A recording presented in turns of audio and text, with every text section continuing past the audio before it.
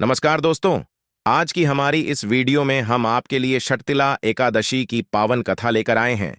यह कथा स्वयं भगवान श्री हरि विष्णु ने नारद मुनि से कही थी। एक समय की बात है, किसी गांव में एक ब्राह्मणी रहती थी। वह सदैव व्रत पूजन आदि में लगी रहती थी, परंतु उसने कभी भी कोई भी दान पुण्य नहीं किया था। वह ब्राह्मणी भगवान श्री हरि विष्णु की परम भक्त थी। एक बार उसने भगवान विष्णु का 1 माह तक पूजन आदि किया, जिससे उसका शरीर अति दुर्बल हो गया। यह देखकर भगवान श्री हरि ने सोचा, इस ब्राह्मणी ने व्रत पूजन से अपना शरीर शुद्ध कर लिया है, निश्चित ही इसे वैकुंठ की प्राप्ति होगी। परंतु इसने आज तक कभी भी अन्न आदि का दान नहीं किया है, इसी कारण इसके शरीर की मुक्ति होना मुश्किल है। ऐसा सोचकर भगवान श्री हरि ने एक गरीब व्यक्ति का वेश धारण किया और उस ब्राह्मणी के पास भिक्षा मांगने पहुंच गए।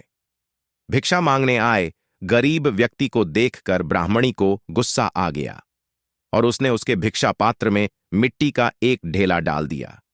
भगवान श्री हरि मिट्टी का ढेला लेकर वापस वैकुंठ लोक आ गए। कुछ समय बाद उस ब्राह्मणी की मृत्यु हो गई।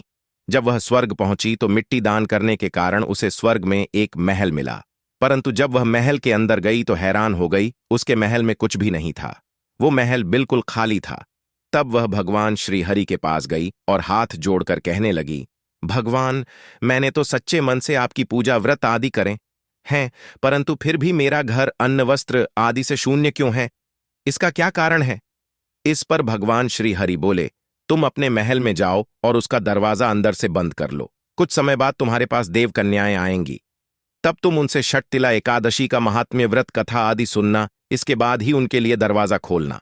ब्राह्मणी ने ऐसा ही किया। जब देव कन्याओं ने उसे षटतिला एकादशी की व्रत कथा महत्व आदि सुना दिया, तब उसने कन्याओं के लिए दरवाजा खोल दिया। तब उन देव कन्याओं ने देखा कि ब्राह्मणी अभी भी मनुष्य स्वरूप में है। तब ब्राह्मणी देव कन्याओं के कहे अनुसार षटतिला एकादशी का व्रत पूजन आदि किया, जिससे ब्राह्मणी अति रूपवती हो गई और उसका महल अन्न धन आदि भंडारों से भर गया।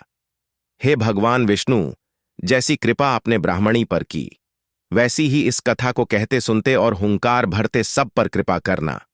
जय श्री हरि विष्णु।